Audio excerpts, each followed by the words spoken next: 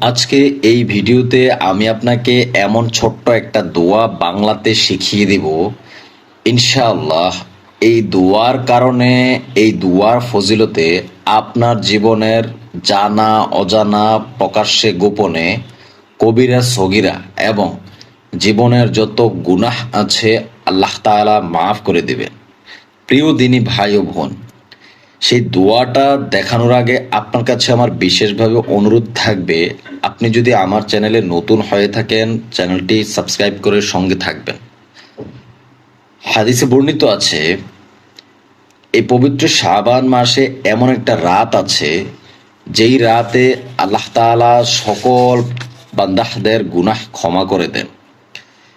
এই মাসে 14তম দিবাগত রাতে পবিত্র শবে বরাতের রাত, যেই রাতে আল্লাহ তাআলা মানুষের ভাগ্য লিখেন। নামাজ, কোরআন তেলাওয়াত, জিকর, দোয়া দুরুদ, ইস্তেগফার ইত্যাদি নফল ইবাদতের ভেতর সমস্ত রাত অতিবাহিত করলে অসংখ্য নেকি পাওয়া যায় এবং সমস্ত গুনাহ আল্লাহ তাআলা মাফ করে দেন।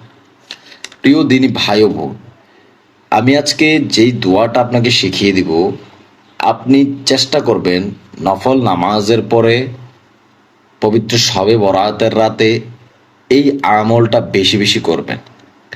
যদি পারেন তওবার নামাজ পড়বেন, তারপর আল্লাহ তাআলার কাছে এই দোয়াটি করবেন।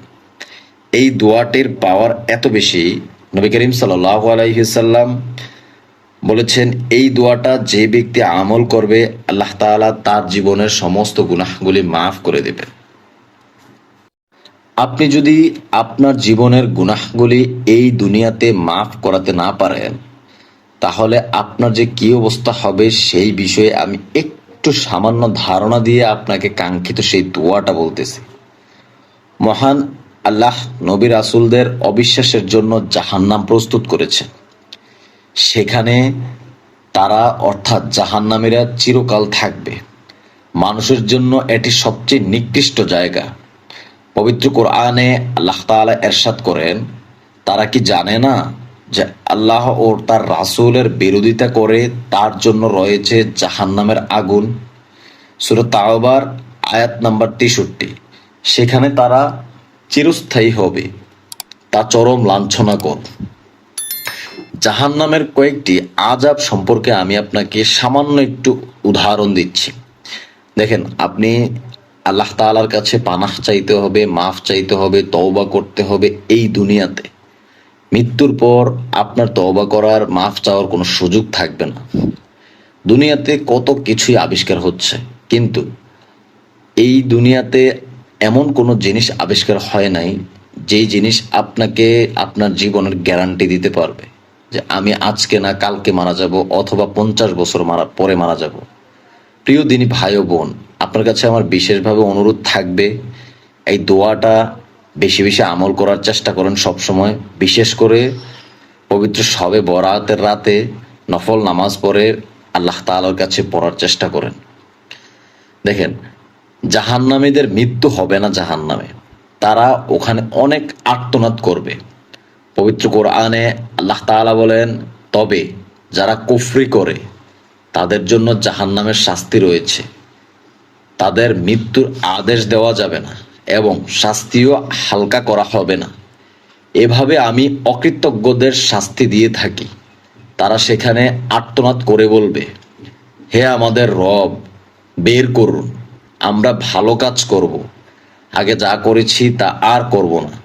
আল্লাহ তাআলা তখন বলবেন, আমি কি তোমাদের এত দীর্ঘ জীবন দেইনি?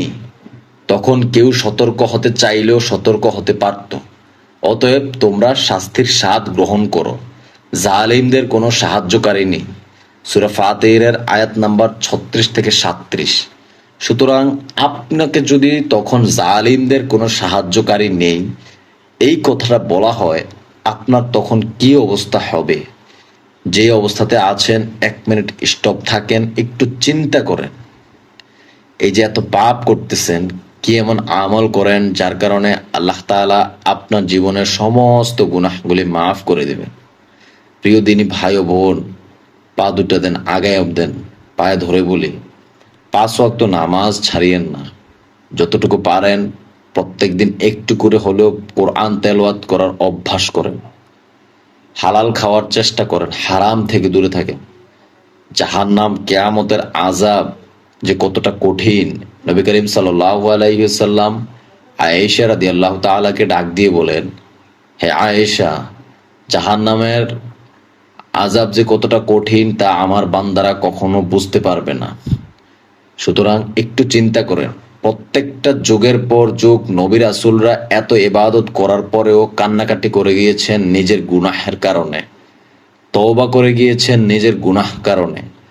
আপনি দিনে কতবার তওবা করেন, কতবার আল্লাহ তাআলার কাছে মাফ চান? প্রিয় দিনী ভাই ও বোন, আপনি যদি আল্লাহ তাআলার হয়ে যান, ইনশাআল্লাহ আল্লাহ তাআলা আপনার জন্য যথেষ্ট হয়ে যাবেন। জাহান্নামে নানা স্তর থাকবে, নানা পর্যায়ে থাকবে।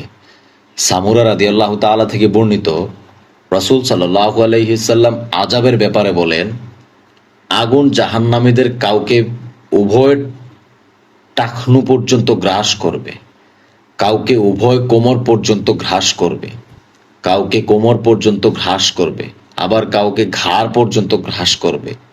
মুসলিম শরীফের হাদিস। সুতরাং পাপী হলে, গুনাহগার হলে এর থেকে কোনো বাঁচার উপায় নেই আপনার। যার কারণে আপনার কাছে বিশেষভাবে অনুরোধ রাখবো, আমাদের চ্যানেলে বাংলায় ছোট ছোট আমরা গুনাহ মাফের অনেক দোয়া দেওয়া আছে, দিয়ে থাকি, এবং অনেক ছোট ছোট আমলের ভিডিও দিয়ে থাকি। একটু চেষ্টা করেন আমল করার, একটু পড়ার চেষ্টা করেন।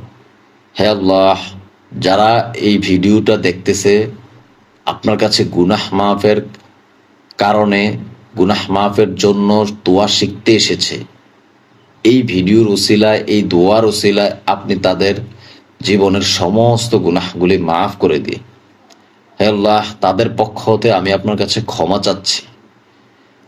আমি যদি জীবনে কোনো ভালো কাজ করে থাকি, আমার এই কাজের উসিলায় আপনি তাদের জীবনের সমস্ত গুনাহগুলি মাফ করে দিন। হে আল্লাহ, আপনি তাদের জন্য দুনিয়া ও আখিরাতের জন্য যথেষ্ট হয়ে যায়। আমিন। দয়া করে কমেন্ট বক্সে আমিন লিখে যাবেন, কেননা কার দোয়া কখন কবুল হয়ে যায় তা বলা যায় না। আমি ভিডিওটা আর দীর্ঘায়িত না করে তার আগে আমি আরেকটা ফর্মুলা আপনাকে বলে দিই। পবিত্র বরাতের রাতে 2 রাকাত নামাজের প্রতি রাকাতে সূরা ফাতিহার সাথে আয়াতুল কুরসি 1 বার এবং সূরা ইখলাস 15 বার করে পড়বেন। সালামের পর 100 বার দুরূদ শরীফ পাঠ করবেন। যে ব্যক্তি এই নামাজ পড়ে তার সমস্ত গুনাহগুলি আল্লাহ তাআলা মাফ করে দিবেন, রিজিক বাড়িয়ে দিবেন এবং নানা প্রকারের পেরেশানি দূর করে দিবেন। সুবহানাল্লাহ। একটু ভালো করে বুঝে নেন, সূরা ফাতিহার সাথে আয়াতুল কুরসি 1 বার এবং সূরা ইখলাস 15 বার পড়বে।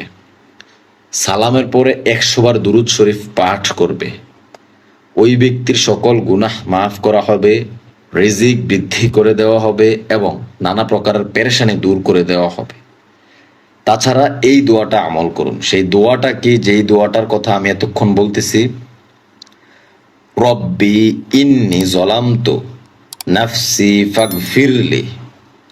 পড়েন, আমার সাথে একবার পড়েন, রব্বি ইন্নি জলামতু নাফসি ফাগফিরলি।